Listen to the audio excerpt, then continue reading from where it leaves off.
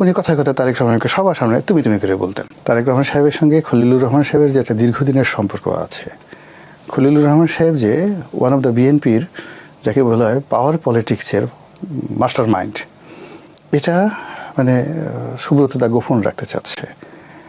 গোপন রেখে সে যাকে বলে এটি ঘুরু ঘুরু করতে চাচ্ছে আর কি। কারণটা আমি আপনাকে বলি। বিএনপি আপনার মনে আছে যে লতিফুর রহমান সাহেব যখন ক্ষমতায় এলেন তত্ত্বাবধায়ক সরকারের প্রধান, ঠিক সেই সময়টিতে লতিফুর রহমানের ওই সময়টিতে যে সূক্ষ্ম কারচুপি বা তার সময়ের সাথে যা কিছু হয়েছে, যেটা আওয়ামী লীগের কথা মতো, তার ফলে বিএনপি কিন্তু 2001 সালে ক্ষমতায় এসেছিল, মনে আছে কিনা আপনার? ঠিক সেই সময়টাতে লতিফুর রহমান সাহেবের ভাইরা ছিলেন খলিলুর রহমান, আর লতিফুর রহমানের প্রাইভেট সেক্রেটারি অর্থাৎ প্রধান উপদেষ্টার প্রাইভেট সেক্রেটারি ছিলেন এই খলিলুর রহমান। তো কাজেই ওই যে 2001 সনে বিএনপি যে সফলতা, ক্ষমতায় আসা, তার জন্য যদি প্রশাসনের একজন ব্যক্তির প্রতি সে জীবিত কৃতজ্ঞতা প্রকাশ করে, that should be Khalilur Rahman. কেন লতিফুর রহমান তো মারা গেছেন, আদারওয়াইজ লতিফুর রহমানকে উনি ধন্যবাদ জানাতেন। যেহেতু তিনি মারা গেছেন, তার ভাইরা, তার সেক্রেটারি, তাকে দেখে তারেক রহমান সাহেবের একটা আবেগ আসবে, ভালোবাসা আসবে, শ্রদ্ধা আসবে। এটা সুব্রত দা জানে, কিন্তু ইচ্ছা করে এই জিনিসটা উনি গোপন রেখেছেন, মূলত এই কারণেই।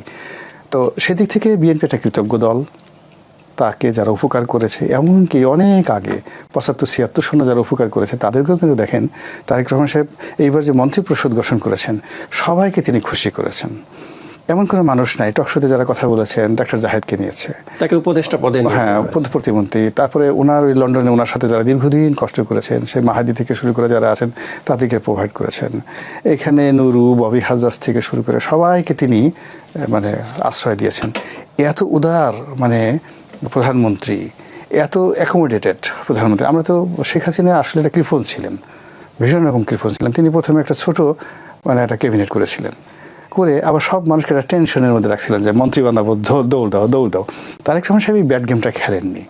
তিনি একটা বড় মন্ত্রী পরিষদ করে তিনার হাতে যা আছে সব দিয়েছেন। মানে উদারতা কি একটু বেশি দেখানো হয়ে গেল? না, এটা আসলে উনি তো কার ছেলে?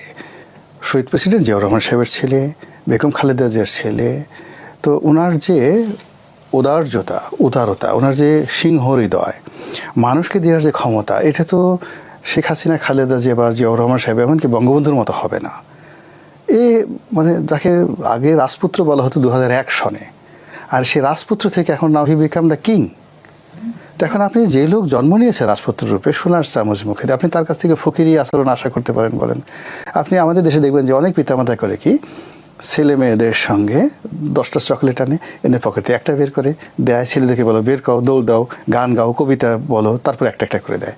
এগুলো দেখবেন যে বেশিরভাগ পিতামাতা গরিব মানুষ, অল্প কিছু টাকা নতুন হয়েছে, মন ছোট, নিজের ছেলে মেয়েদের সাথে এরকম ফাজলামো করে।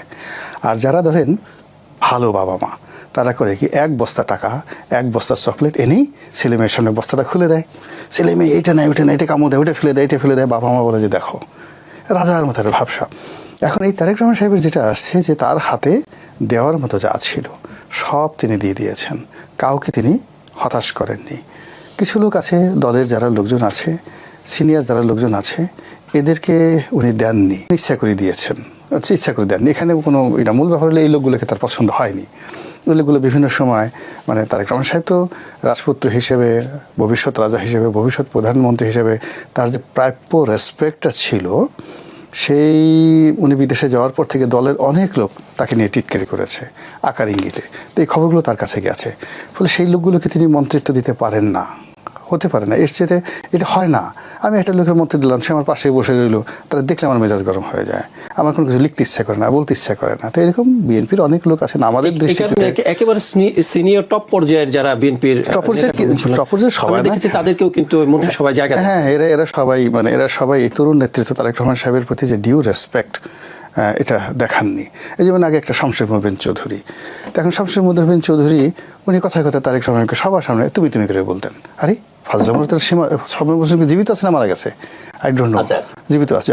তো উনি হোক মুক্তিযোদ্ধা, বঙ্গবন্ধু মানে যে উনি জেলে আছেন। উনি জেলে আছে, উনি এটার সাথে যাকে বলে হয় জিয়াউর রহমান সাহেবের খুব ঘনিষ্ঠ ছিলেন, সব ছিলেন। তারেক রহমান সাহেবকে ছোট দেখেছেন, ভালো কথা, কিন্তু এখন তারেক রহমান সাহেব বড় হয়েছেন, ম্যাচিউরড হয়েছেন, তো তাকে তো সে সম্মানটা দিতে হবে। তা না করে সমস্যা এই তারেক আসো, এটা করো এটা করো, তো এই লোকে কেন তিনি মন্ত্রিত্ব দিতে যাবেন বলেন? দেখুন দলের মধ্যে অনেক কিছু আছে, আপনি উনি দাতা, উনি দিচ্ছেন, কিন্তু তার সঙ্গে সঙ্গে ওনার সম্মান, ওনার ইজ্জত, ওনার মন মানসিকতা দিতে হবে। উনি ক্যাবিনেটে বসবেন, সব লোক তাকে ঘিরে বসবে, যাদের কথা শুনলে, যাদের চেহারা দেখলে তার ভালো লাগবে, যাদেরকে দেখলে তার ভিতরে একটা ইনোভেটিভ পাওয়ার আসবে, যাকে দেখলে তার কাজ করতে ইচ্ছা করবে, যাদের পবিত্র জবানের ভাষা শুনলে তার ভিতরে একটা ইন্সপিরেশন আসবে। মানে আমরা তো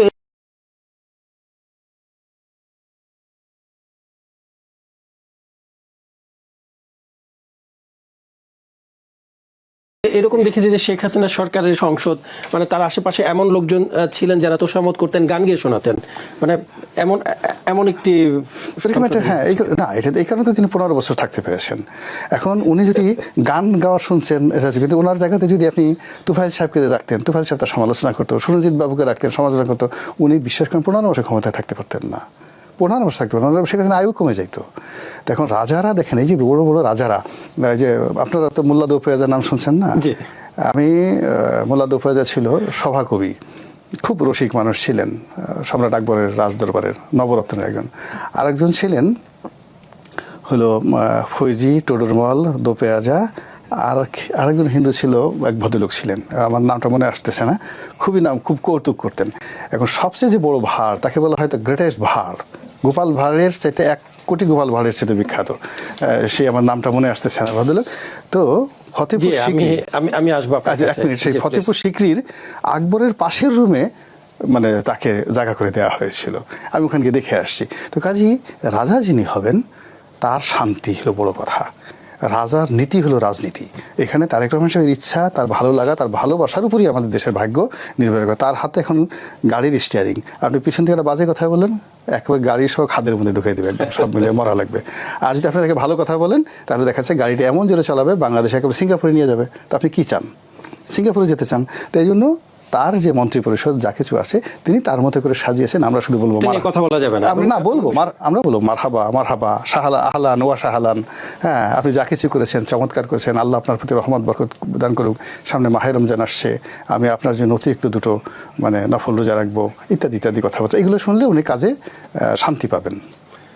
আজকে আমরা যেটা খবর পেয়েছি বা দেখেছি যে উনি ফজরের নামাজ পড়ে রাস্তা ঝাড়ু কিন্তু দিয়েছেন। এটা উনি দেননি, ওটা দিয়েছেন জামাতের আমির। যে পরিষ্কার পরিচ্ছন্নতা জামাতের আমির করেছেন, জামাতের আমির করেছেন, তারেক রহমান সাহেব করেননি। তো জামাত মানে এটি দিয়ে তো মানে ইতিবাচকতা আমরা যাচ্ছি, আমরা সবার সাথে সবাই পাল্লা দিচ্ছে। তো জামাতের আমির সাহেব যেভাবে কাজ করছেন, তারেক রহমান সাহেব কিন্তু ঘোষণা দিয়েছেন যে ক্ষমতা নেবার পরে ফজরের নামাজ পড়ে উনি দেশ গঠনের কাজে লেগে যাবেন যদি ক্ষমতায় আসতে পারতেন, এমন একটি ঘোষণা তিনি দিয়েছেন।